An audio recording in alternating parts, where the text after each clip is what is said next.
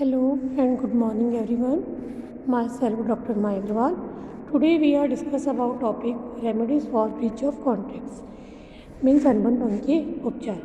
तो बच्चों जैसा कि हम जब पक्षकार आपस में अनुबंध को पूरा कर देते हैं तो अनुबंध समाप्त माना जाता है, लेकिन कई बार अनुबंध को पूरा न करके अनुबंध को भंग कर दिया जाता है। तो ऐसी स्थिति में क्या उपचार या क्या रेमेडीज हो सकती है इसके बारे में आज हम चर्चा करेंगे।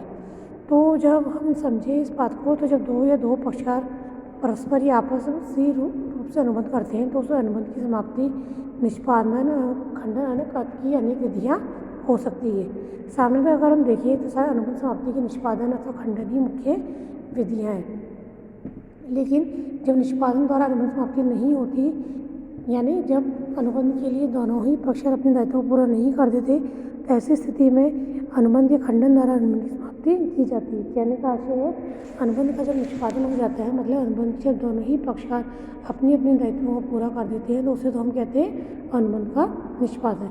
लेकिन कई बार निष्पादन द्वारा अनुबंध की समाप्ति नहीं होती है, बल्कि अनुबंध के खंडन द्वारा अनुबंध की समाप्ति की जाती है। अतः जब एक पक्षकार अनुबंध भंग कर देता है तो दूसरा पक्षकार अपने पूरा वचन को पूरा करने के लिए बाध्य नहीं होता है और वह भी अनुबंध को समाप्त कर सकता है। एग्जाम्पल हम देखते हैं, जैसे ए बी को 1000 सीमेंट की बोरी प्रति बोरी 130 रुपये की दर से देने का अनुबंध करता है। अब सपोज करिए ए बी को सीमेंट की बोरी निर्धारित समय में देने में असमर्थ महसूस करता है या सुपुर्दगी नहीं करता है, तो ए द्वारा अनुबंध का खंडन कहलाएगा। कहने का आशय या ए ने अनुबंध को पूरा नहीं किया तो अनुबंध का खंडन कर दिया। और जब बच्चों अनुबंध का खंडन हो जाता है या भंग हो जाता है तो ऐसी स्थिति में पीड़ित पक्षकार कौन है, जिसको हानि हो रही है, तो ऐसी स्थिति में उसको निम्न उपचार या अधिकार प्राप्त होते हैं। तो आज हम ये देखेंगे अनुबंध भंग के उपचार। तो पॉइंट टू पॉइंट हम चलते हैं बच्चों। नंबर 1 है अनुबंध को निरस्त करना, means recession of contract. Number 2 है क्षतिपूर्ति के लिए वाद प्रस्तुत करना, means suit for damage. And third है हमारा अर्जित या उचित पारिश्रम प्राप्त करने का अधिकार, claim for quantum merit. And fourth है निर्दिष्ट निष्पादन की अधिकार, claim for specific performance. And last है हमारा निषेधाज्ञा प्राप्त करने का अधिकार, मीन्स क्लेम फॉर इंजंक्शन। तो अनुबंध भंग की स्थिति में ये पांचों तरह के जो उपचार है उसको प्राप्त होते हैं। वैसे तो बच्चों जब अनुबंध भंग की हम बात करते हैं तो अनुबंध भंग बहुत विशेष परिस्थितियों में ही किया जाना चाहिए।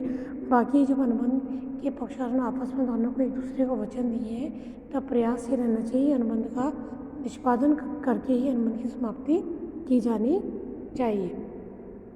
लेकिन यदि कई बार कोई पक्षकार अनुबंध को पूरा करने में असमर्थ रहता है तो अनुबंध भंग कर सकता है। तो हम देख रहे हैं कि क्या उपचार है। नंबर 1 जो हमने देखा, अनुबंध को निरस्त करना, यानी जब कोई अनुबंध का एक पक्षकार अनुबंध को पूरा करने से में असमर्थ रहता है तो वो अनुबंध को निरस्त हुआ मान लिया जाता है। तो ऐसी स्थिति में पीड़ित पक्षकार अनुबंध को निरस्त हुआ मान सकता है। तो अनुबंध भंग का पहला उपचार यही है, अनुबंध को निरस्त मांगना।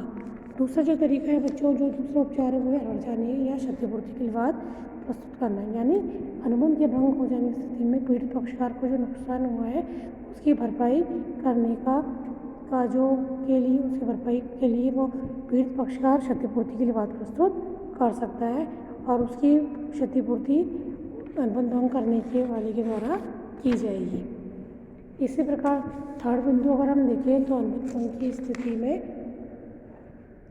क्षतिपूर्ति की तो उसे मिल ही जाएगी। इसी प्रकार अर्जित या पारिश्रम प्राप्त करने का अधिकार भी उसे मिल जाता है, क्योंकि ये सामान्य बात है कि जो व्यक्ति किसी के कहने पर कार्य करे उस व्यक्ति को कार्य के लिए पारिश्रमिक मिलना ही चाहिए। इसी प्रकार यदि हम देखें तो कोई पक्षकार अनुबंध को खंडित करता है तो पीड़ित पक्षकार दूसरी पक्षकार को उचित पारिश्रम प्राप्त करने का अधिकारी माना जाता है।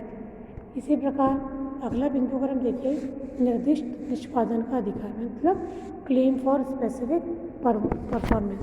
बच्चों कई बार हम देखते हैं अनुबंध खंडन की कुछ परिस्थितियाँ भी होती है जिनमें क्षतिपूर्ति का पर्याप्त उपचार न हो, तो ऐसी स्थिति में ऐसी अनुबंध की स्थिति में पीड़ित पक्षकार को विशेष सहायता अधिनियम के अंतर्गत निष्पादन बढ़ाने का अधिकार होता है। अतः इस अनुबंध से पीड़ित पक्षकार न्यायालय में विशेष सहायता अधिनियम जो बना हुआ उसके अंदर विशेष निष्पादन की मांग कर सकता है और उस अनुसार पीड़ित पक्षकार के कहने के अनुसार उसे निष्पादन का अधिकार मिल जाता है। अगला बिंदु जो हमारा लास्ट बिंदु है, निषेधाज्ञा प्राप्त करने का अधिकार, क्लेम फॉर इंजेक्शन। तो बच्चों जब अनुबंध भंग हो जाता है तो उसको उपचार के रूप में निषेधाज्ञा प्राप्त करने का अधिकार उसे मिलता है। तो निषेधाज्ञा एक प्रकार से नकारात्मक आदेश होता है जो किसी अनुबंध के पीड़ित पक्षकार की प्रार्थना पर न्यायालय द्वारा जारी किया जाता है।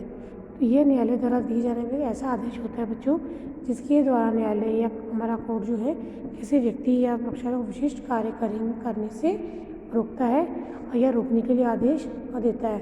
और जब अनुबंध का एक पक्षकार किसी कार्य को नहीं करने का वचन देता है लेकिन वह पक्षकार उसी कार्य को निष्पादित करके उस अनुबंध का खंडन करता है या भंग करता है तो कुछ विशेष परिस्थितियों में पीड़ित पक्षकार न्यायालय की सहायता से उस पक्षकार को अनुबंध भंग करने से रोक सकता है। तो इस प्रकार न्यायालय द्वारा अनुबंध भंग को रोकने की दिया गया आदेश निषेधाज्ञा कहलाता है। इस प्रकार स्टूडेंट्स जो अनुबंध भंग करने के जो हमें ये उपचार प्राप्त है इन अधिकारों का व्यक्ति प्रयोग कर सकता है, केवल उसी स्थिति में कर सकता है जबकि अनुबंध भंग कर दिया गया। और अनुबंध की अगर हम देखें समाप्ति प्राय अनुबंध का निष्पादन द्वारा ही होनी चाहिए। केवल कुछ परिस्थितियाँ इस प्रकार की होती है जब व्यक्ति अनुबंध पूरा नहीं कर पाता है तभी अनुबंध भंग की स्थिति हमारे सामने उपस्थित होती है और उन स्थितियों में इन उपचारों का प्रयोग करके हम अपना अनुबंध के बाद संबंधी कार्य कर सकते हैं।